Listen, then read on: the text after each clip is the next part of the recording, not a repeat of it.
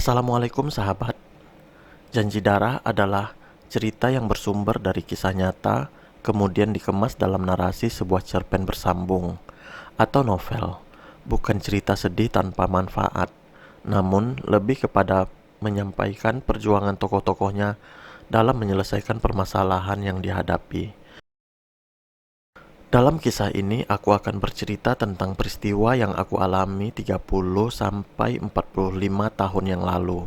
Bulan dan tahun di cerita ini adalah perkiraan sebenarnya. Nama orang, instansi, dan tempat bukan nama sebenarnya. Gambar hanyalah ilustrasi.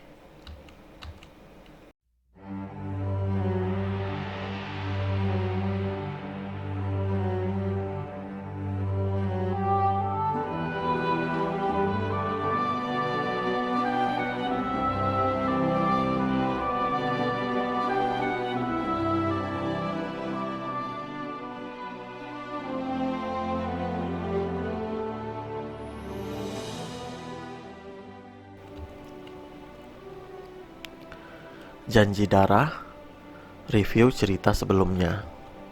Mahkota terkoyak. Tahun 1987, 1988, Sultan menjadi salah satu pengurus inti di organisasi santri pondok pesantren. Mendapat kepercayaan sebagai wakil bendahara. Pada suatu hari, adik kelas yang berasal dari satu kampung dengan Sultan melapor bahwa kakinya sakit. Setelah diperhatikan Sultan, kaki itu sudah parah dan perlu berobat ke dokter spesialis di Jakarta. Sultan pun berusaha meminta izin pada Ustadz keamanan pondok untuk ke Jakarta mengantar adik satu konsulatnya. Namun, Ustadz tidak di tempat. Sementara teman yang lain yang minta izin juga sudah meninggalkan pondok ketika itu. Karena lama menunggu Ustadz, Sultan pun ke Jakarta tanpa berhasil ketemu dengan Ustadz. Ketika kembali ke pondok, keesokan harinya, Ustadz menghukum Sultan dengan botak rambut. Hukuman Sultan tidak diperuntukkan untuk dirinya sendiri, tapi untuk pengurus yang lain supaya dapat pelajaran dari Sultan yang dihukum. Tapi yang dicukur rambutnya hanya Sultan sendiri, berpas-pasan dengan Ustadz ketika kembali.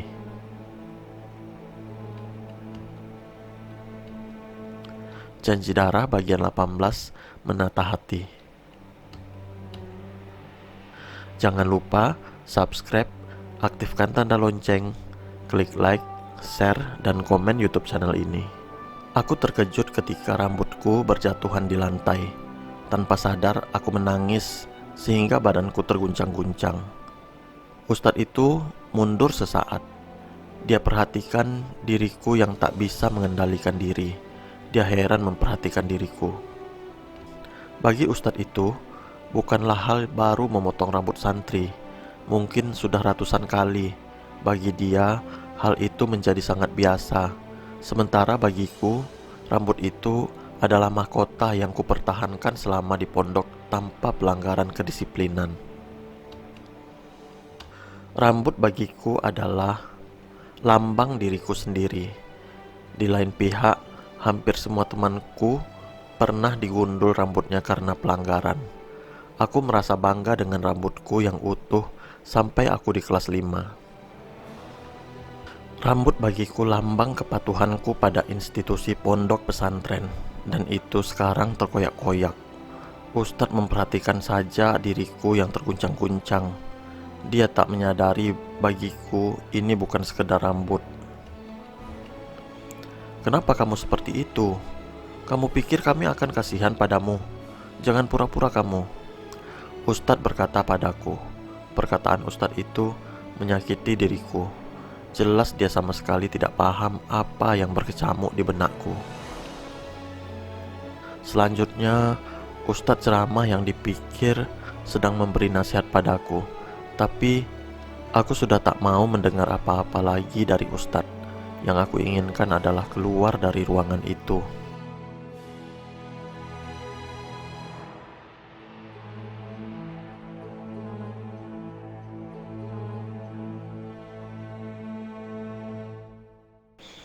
Sebelum aku disuruhnya keluar, dia memperingatkan rambutku harus dicukur licin, selicin pipiku. Aku tak menjawab dan keluar kantor itu. Aku keluar dengan hati yang terkoyak-koyak. Rambutku hanya dipotong bagian atasnya, samping kiri, kanan tak sempat dipotong. Dengan gontai diriku menuju kamarku. Teman-temanku tak menyadari rambutku sudah dipotong Ustadz karena aku tutupi dengan peci. Malam itu aku tidur dengan hati yang menderita. Namun begitulah kehidupan di pondok. Tak ada waktu untuk berkeluh kesah. Tak tahu kepada siapa harus mengadu. Keesokan harinya, baru teman-teman menyadari kalau rambutku sudah dicukur Ustadz. Tanggapan mereka biasa saja. Rata-rata mereka sudah pernah dibotak seperti aku.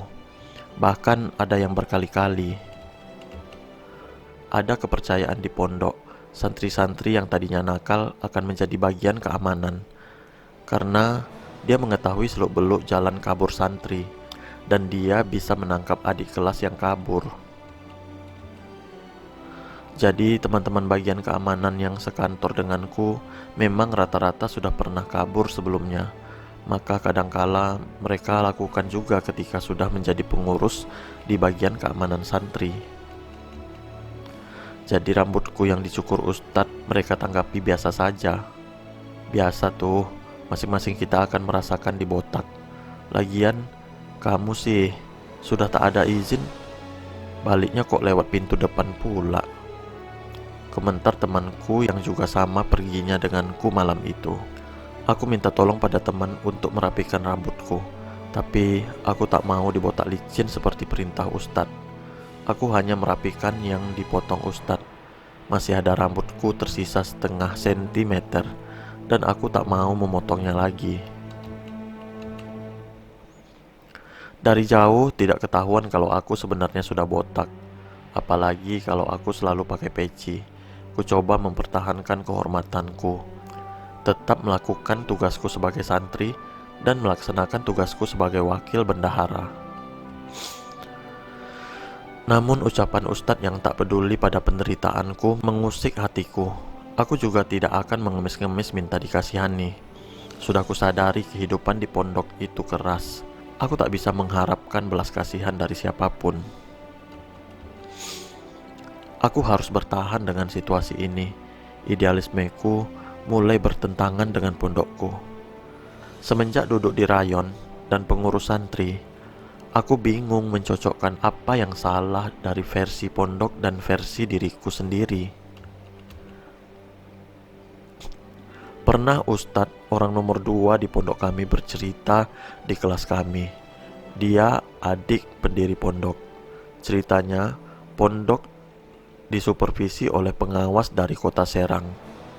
Pengawas itu mengkritik kebijakan pondok yang menyerahkan pengawasan adik kelas ke kakak kelas. Bila kakak kelas ditugasi mengawasi adik kelas, akan terjadi ajang balas dendam. Apa yang diterima dari kakak kelas sebelumnya akan dibalas oleh adik kelas setelahnya, bila dia sudah jadi kakak kelas. Ustadz bercerita bahwa dia mengatakan pada pengawas itu bahwa ditunjuknya kakak kelas mengawasi adiknya adalah sebuah pendidikan yang berharga bagi santri. Tak ada balas dendam dalam pendidikan di pondok pesantren. Para kakak kelas yang ditugasi mengawasi adik kelas tujuannya mendidik jiwa kepemimpinan. Aku tak mengomentari ustazah. Dalam hati aku setuju dengan kritikan pengawas tersebut karena aku melihat kenyataan di lapangan. Seminggu setelah aku dibotak, seminggu pula aku dalam kebimbangan. Hatiku penuh tanda tanya. Hatiku selalu berkata-kata. Aku sibuk dengan perasaanku yang semakin sentimental. Seminggu setelah aku mengantar Fadlan ke Jakarta, dia kembali ke pondok diantar oleh neneknya. Mengetahui Fadlan sakit dan berobat di Jakarta, neneknya menyusul dari kampung ke Jakarta. Setelah Fadlan agak sembuh, dia diantar kembali ke pondok. Aku dalam kondisi bimbang yang sangat menyita otakku ketika Nenek Fadlan menemuiku di pondok. Terpikir olehku meninggalkan pondok untuk sementara. Waktu itu, aku mulai berpikir licik untuk pertama kalinya.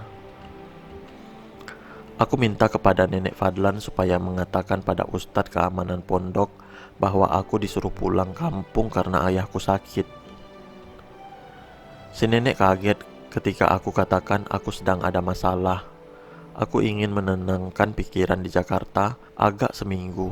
Walaupun dia heran, tapi dia menerima permintaanku sebagai rasa terima kasihnya padaku yang telah mengantarkan Fadlan untuk berobat ke Jakarta. Kami pun ke kantor keamanan pondok. Aku sampaikan pada Ustadz kalau ayahku menyuruhku untuk pulang ke kampung karena beliau sedang sakit. Namun aku berbicara dalam bahasa Arab. Ketika dikonfirmasi pada si nenek, dia justru mengatakan ayahku sakit di Jakarta. Ustadz melotot padaku. "Bohong kamu ya Sultan." Aku pucat dan terkejut. Namun Ustadz secara tiba-tiba menerima telepon dari luar. Aku sampaikan pada si nenek bahwa tolong katakan aku harus pulang ke kampung, bukan ke Jakarta, kataku. "Ke kampung lama izinnya," kata si nenek. "Iya, kalau ke Jakarta paling dikasih 2 hari. Saya ingin izin seminggu," kataku. Terjadi perdebatan yang panjang antara Ustadz dengan si nenek. Ustadz mengatakan sebelumnya nenek bilang Sultan mau ke Jakarta dan ayahnya sakit di Jakarta. Tapi si nenek bersikeras ayahku sakit di kampung bukan di Jakarta. Aku terpesona dengan kegigihan si nenek yang membuat Ustadz tidak berkutik. Walaupun Ustadz itu tak percaya, tapi dia tak dapat mengalahkan si nenek dalam berbicara. "Saya ini sudah nenek-nenek, maklumlah kalau tadi saya salah bicara," katanya membungkam Ustadz itu. Kemudian aku diberi izin pulang kampung seminggu. Aku melihat Ustadz menulis surat izinku dengan setengah hati. Namun kali ini aku merasa menang. Aku merasa bosan jadi orang jujur. Dan ketika aku mulai mencoba berbohong, justru aku berhasil. Aku sadar apa yang kulakukan bisa merusak kesucianku sebagai santri yang baik. Tapi aku perlu menyelamatkan jiwaku dari kebimbangan yang sudah sampai ke ubun-ubun. Aku tidak hanya memikirkan rambutku, tapi aku mulai mempertanyakan nilai-nilai kebaikan yang aku anut. Kejujuran dan kebaikan yang aku pertahankan luluh lantah dengan kenyataan yang kuterima. Aku berangkat ke Jakarta dengan perasaan sepi, penuh renungan dan tanda tanya. Bus membawaku ke Jakarta, kemudian ke Tanjung Priok, ke tempat kakak sepupuku Uni Ita. Perjalanan dengan bus benar-benar kunikmati sebagai perenungan diriku. Masih tak lama rasanya aku naik bus dari Ponorogo menuju Solo di malam hari. 3 tahun sebelumnya, aku masih santri yang polos dan lugu. Waktu itu aku pindah dari Pondok Akbar menuju pesantrenku yang sekarang. Pengurusan pindah yang berliku-liku dan berbelit-belit, sampai aku dituduh kabur. Juga tentang janji darah di buku diariku di pesantren Akbar, di mana aku berjanji akan bertahan di pondok ini apapun yang terjadi. Aku ingat janji darahku yang kutorehkan di buku diari dengan darah yang mengucur dari diriku. Tak pernah aku menduga hal seperti itu yang kualami, cobaan demi cobaan. Pondok pesantren yang kuharapkan akan merubahku menjadi santri yang hebat, bisa ceramah dan menjadi pemuka agama seperti impian ibuku. Namun kenyataannya pesantren membawaku ke pengalaman yang tak pernah kuduga. Menuntut ilmu sepertinya bukan lagi menjadi prioritasku. Memahami kehidupan dengan semua tantangannya lebih penting bagiku untuk bertahan. Bus kota malam membawaku dari terminal Kalideres ke Tanjung Priok menjadi saksi hatiku yang mulai mencoba untuk matang dan dewasa. Tiba di rumah Unita, aku ceritakan bahwa aku dibotak karena mengantar Fadlan ke rumah Unita seminggu sebelumnya. Aku butuh waktu istirahat dari pondok seminggu untuk menata hidupku kembali. Aku perlu menata hatiku. Aku bertanya pada Unita, di mana aku bisa bicara dengan seseorang. Bicara dengan diriku sendiri, lama-lama jiwaku bisa terguncang. Unita menyampaikan kalau itu permasalahanku, berarti aku harus ke psikiater. Aku diberi alamat oleh Unita untuk ke rumah sakit Gatot Subroto, Jakarta. Minta ke klinik psikiater.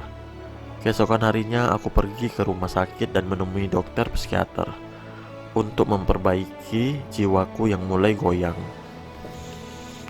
Aku bercerita tentang apa yang membuat diriku butuh advice dari ahli jiwa, tentang kepolosan dan kejujuranku, tentang idealismeku dan kebaikan yang kuyakini. Aku merasa orang yang tak jujur bisa lebih beruntung dan hidup dengan santai tanpa tertekan. Sementara aku yang berusaha jujur tapi menemukan banyak masalah. Ada 2 orang dokter yang aku temui dalam satu sesi wawancara itu. Aku tak tahu kenapa harus 2 orang. Mungkinkah aku bicara pada dokter yang baru praktek? Mungkinkah salah satunya sedang training? Setelah aku bicara panjang lebar, dokter mengasihku resep obat yang harus kuminum. Tak banyak nasihat yang aku terima. Mereka cuma memberiku obat tanpa kata-kata penghibur yang bisa menenteramkan hatiku. Diriku keluar dari ruangan dokter. Aku harus bagaimana? Tak ada kata-kata bijak. Hanya beberapa obat untuk harus aku minum untuk menenangkan diriku. Obat diminum untuk sebulan dan aku harus kembali sebulan berikutnya. Aku kecewa. Cuma diberi obat bukan nasihat. Jiwaku yang sedang berontak tidak mendapat jawaban. Tapi aku senang dapat rujukan berobat sebulan lagi. Berarti aku bisa ke Jakarta lagi bulan berikutnya. Obat yang diberikan ternyata mengandung obat tidur. Tampaknya dokter tak mau aku banyak berpikir.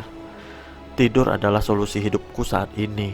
Sepertinya itu analisa dokter terhadap diriku. Di Jakarta aku tak terlalu sering keluar. Kadang aku pergi ke toko buku Gunung Agung di Senen. Kadang pergi ke perpustakaan negara di LIPI Jalan Gatot Subroto. Selebihnya aku tidur. Setelah seminggu aku di Jakarta, kembali lagi ke pondok pesantrenku. Ku coba berdamai dengan hatiku, berdamai dengan keadaan yang ku terima dan terus bertahan. Di pondok aku menghadap ustadz bagian keamanan sesuai dengan izin yang diberi hanya seminggu. Ustadz meminta surat dari ayahku yang mengatakan aku pulang kampung karena ayahku sakit. Ustadz itu masih yakin ayahku tak sakit dan aku tak pulang kampung. Dia percaya ucapan nenek Fadlan yang pertama, bukan yang kedua.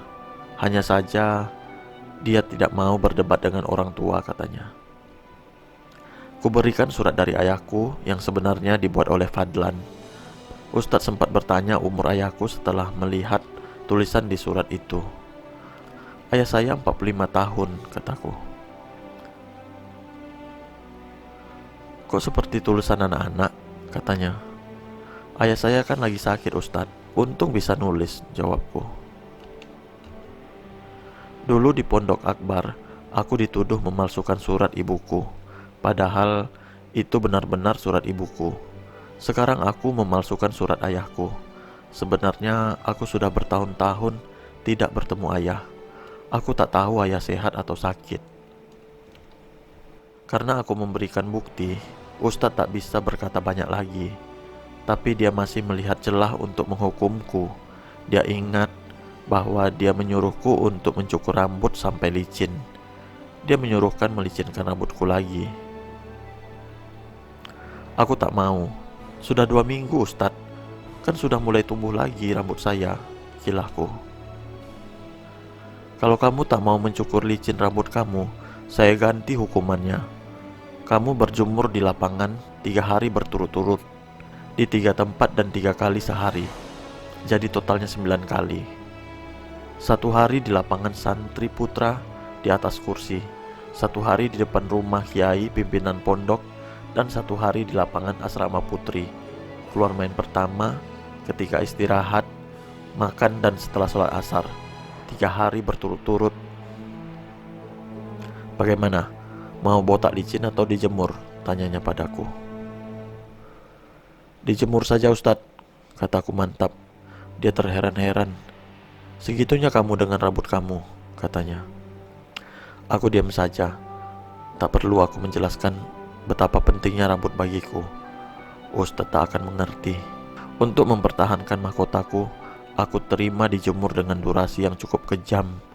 Keluar main pertama ketika istirahat makan siang, dan sore dari jam 4 sampai jam 5 di 3 tempat yang berbeda. Aku berpikir, siapa yang peduli kalau aku dijemur? Setiap hari ada saja santri yang dijemur. Aku mengisi salah satu dari hari-hari tersebut. Ketika aku dijemur di lapangan asrama putri, seorang santriwati teman sekelasku menghampiri. Kesalahannya apa, Sultan? Katanya seperti mau menunjukkan rasa empati. Aku dibotak karena keluar tanpa izin, tapi tak mau botak licin. Gantinya dijemur di sini, kataku datar. Oh begitu, katanya. Tak ada pandangan yang terlalu buruk dari santri yang melihat santri lain dihukum. Pemandangan yang biasa hampir setiap hari. Keadaan ini menguatkan hatiku menjalani hukuman tersebut.